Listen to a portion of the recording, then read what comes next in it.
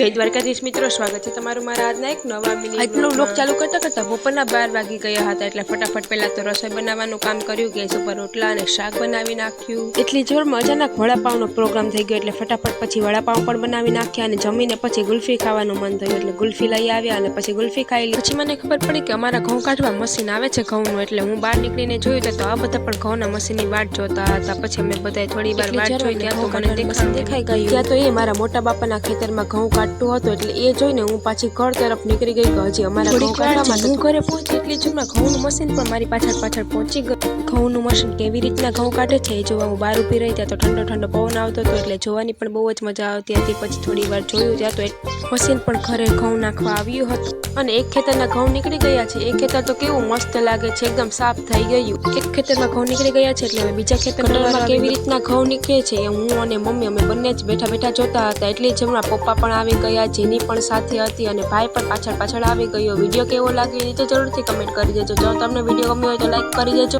મોર vlog જોવા માટે ચેનલને કરી દેજો સબસ્ક્રાઇબ। તો મળે કાલે કોઈ નવા મિની વ્લોગ સાથે, ત્યાં સુધી બધાને મારા હર હર મહાદેવ।